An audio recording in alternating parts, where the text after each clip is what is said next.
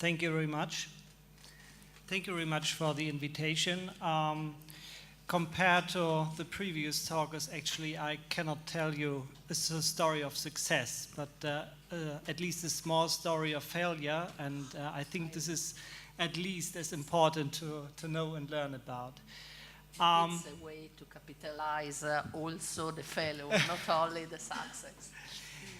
Yes, so failure actually, taken from a project perspective, has three dimensions. That is costs, the goal that needs to be achieved, and also the time that is consumed. And though there were no concrete plannings for the cost structure, the other two factors failed actually. Yes, so the project is very large, and when I talk about the project now, it's a time period of about 13 years. So the first ideas were started in 2001, and there was a law passed in 2003, and that gave major steps, or brought the project major steps forward. Okay, so when we talk about the German national health infrastructure, that is one part, and there's another important part that is closely related to that, and that is the electronic health card. So when the project started, it actually was only coined the electronic health card project.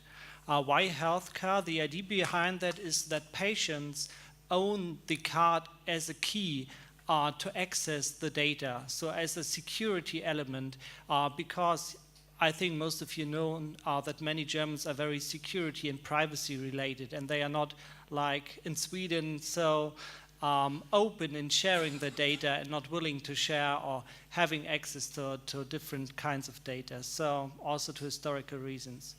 So the basic elements are two in this case. The one is the healthcare infrastructure, and the other one is the health card. The health card has been issued now to about 70 million people that are all citizens that are part of our compulsory healthcare system. So today I would like to present you one, but as a state-employed professor, I'm not part of this healthcare system. So I'm part of another different system, so I belong to the other 10%. And we will see that the private companies drop the project.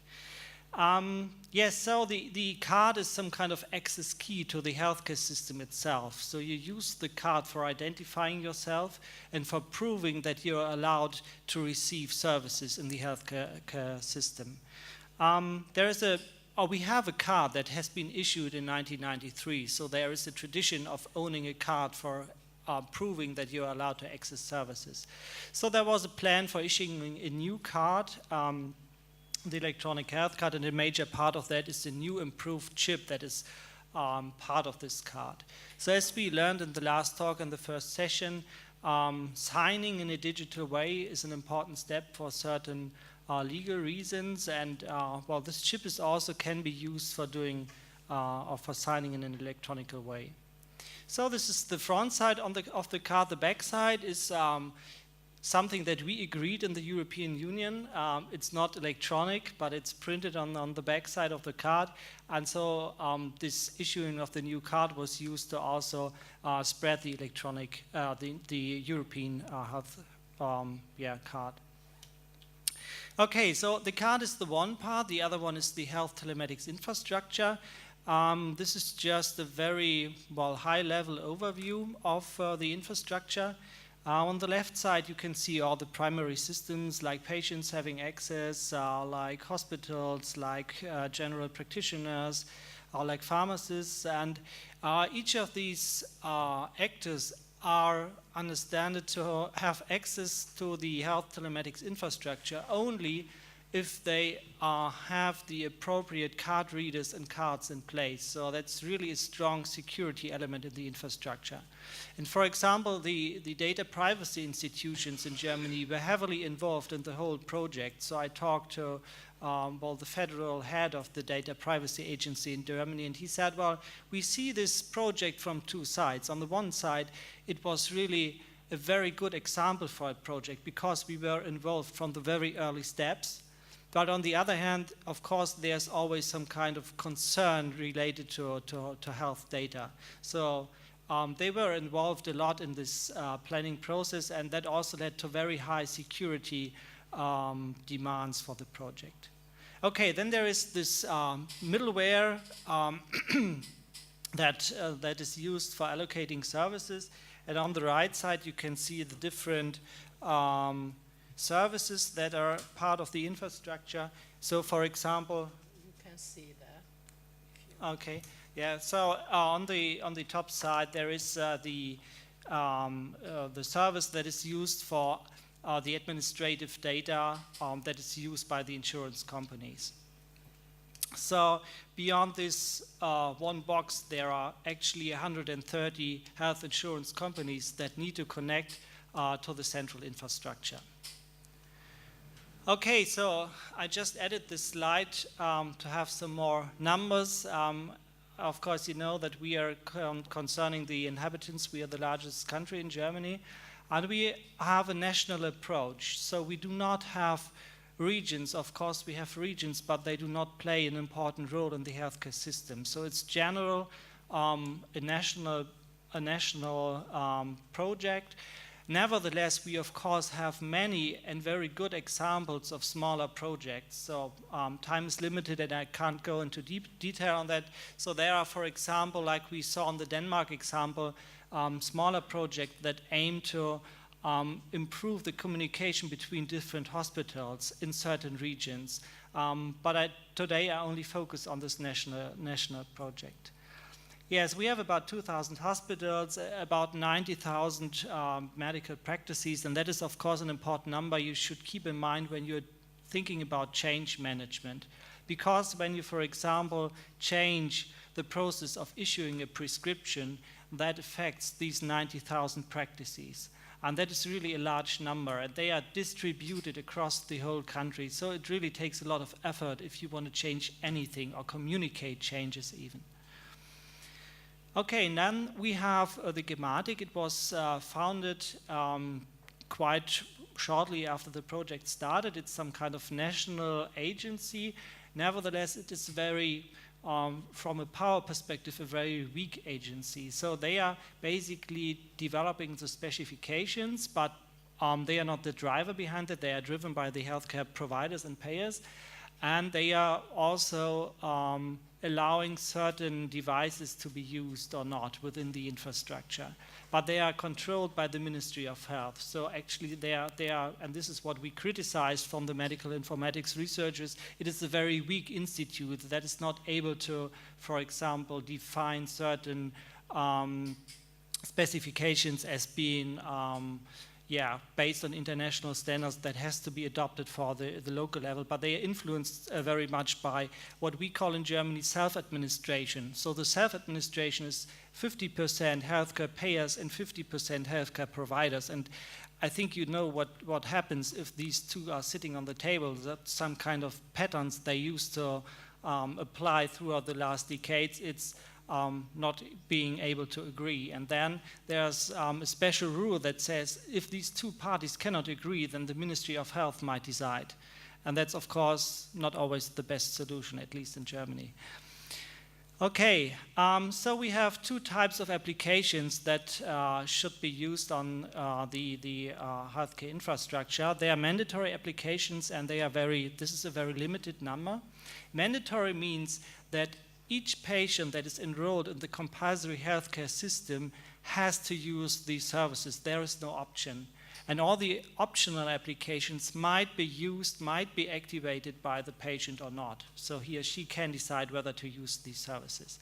And you can see the number of services that is mandatory is rather limited. So there are basically only administrative data. That is the data on the card, that this might be refreshed if you move to another city, so the data might be changed. The electronic prescription, which I will talk a little bit more in the following slides, and the health insurance card. Then there is a set of optional applications like the emergency data set that has been discussed a lot. For example, when you come into an emergency situation, you have certain rules that apply and procedures that need to take place. And you cannot, for many decisions, you cannot rely on the data that is on the card actually. So this will be part of the project, but it has been discussed a lot. Physicians' letter, drug documentation, yes, patient record, patient's folder, so the patient should add additional data like from variables, for example. The patient's receipt, so documentation about the money, a certain treatment consumed. Okay, so our research project actually was a little bit of historic to go trace back the roots of what has happened in this project. And this is just a part of the timeline from 2003 until 2010. Well, I just want to go briefly into one of the aspects, or several of the aspects that are on the slide. So within this time period, 2 times we had elections in Germany. In both times, the new government stopped the project and said, okay, we need to do a complete reassessment. So then it took several months, and after that, the project started again. That, of course, brought a lot of uncertainty into the project. All the actors did not know how the project would proceed, and so on. Okay. So what is the current state? The date of introduction is mentioned in the law is January 1st, 2006. Actually, by 2050, 90% of the people actually get the card, but without new functionality, actually. It's just, again, for checking whether you are allowed to access the services and so on. Then there's the online rollout. This is being prepared at the moment. So there's a private provider that builds up the infrastructure under the governance of this schematic. So the central agency is some kind of issuing the project descriptions for what they should build up actually. Yeah, so this is the point. The costs so far, and this is what we criticize quite often, we know that in 2013 about 800 million was spent by the health insurance companies, but that's only part of it. We assume that the total amount of money that has been invested so far is about 2 to 3 billion euros. But there's no official number on that. Now we have a new law that has been passed to bring the project forward, passed into the last year, and this is the new schedule. So the policymakers in Germany like to define the end of the project by defining it via law, and I think this is quite a bad idea actually, but they did it again, and so we expect to have the administrative data application so that the data of your card might be refreshed based on the online infrastructure connected to the services from the health insurance companies will be finished until 2080. We do not know so far how the electronic prescription will proceed. That has been abandoned in 2010, and since then no communication took place. Yes, and there are now schedules for the other applications. I'm not sure if this will take place actually. I will have one closer look before I finish in the process of electronic prescription. That is what we analyzed in a paper that we published last year. So it's a mandatory, one of the 3 mandatory applications that was evaluated by a university in 2009 in the field test, was suspended, and until then there's no, as I said, no information about how that should be continued. Okay, so we analyzed this on different levels. I won't go into detail here. So we have design and planning. We have all the development activities that are often not seen. So the IT providers of the systems for hospitals and general practitioners, they have to adopt their systems to the new standards. And for example, we have about 130 providers of systems for general practitioners. So what needs to be seen is that these different levels are very much intertwined. So the development and hard and software, you get insights from that might again influence the standards and also the way governance and management is done. Okay, just some small insights from our study. So there was an ex-ante analysis, a cost-benefit analysis of the services that should be part of the infrastructure. This report has not been published by the government agencies, but it was leaked by a hacker community of Germany. So that we have these numbers now is just due to the fact that they were leaked. in this calculation, they see that the e-prescription service had the lowest benefit actually, and was completely ran into minus on a 5-year period. Why is this the case, or why there were great discussions about it, is because of the very uneven distribution of cost and benefits. So the additional time that needs to be spent has to be done by the practitioners, while the profits of not having the forms, the paper forms anymore, completely lie on the side of the health insurance companies. So that was a very uneven distribution for this case. There were also other things when you have a look at the time schedules. For example, the software companies had about 3 months to implement a very complex solution that was completely unrealistic. Nevertheless, it has been published. And so they used these unrealistic plans to some kind of push forward, to push forward the project, but that didn't work. Okay, I talked about changing processes. When you think about the process of prescription, we have about 600 to 700 million instances per year, and if you have a few seconds and the process changes a little bit, that has great influence. Okay, so I come to the summary. First of all, I really like to stress that the stakeholder needs should be understood. We had an EPR project within a certain region that came to the conclusion that the patients that are most interested are those with chronic diseases, and they are really those one EPR projects should focus on. It's not about 100% and not only about 60 or 40%. So that is a very important step. Define clear governance structures. The governance structures we had were not clearly defined, and they were also not functional actually. An integrated development, we heard this multiple times today. We had 8 test sites in Germany that actually tested the same stuff, coming to the same results. You should consider technological progress. So this card, of course, is not interoperable with the smartphone. So that's another issue. You should actually spend time in evaluating the different cases, and change takes time. And yes, as we are here also in an international community, I think it's very important to always stress that we should work together on an international and also on a European level for international standards, so that we do not build our national infrastructures as a secured thing that is not interoperable with the systems in other countries. Thank you very much.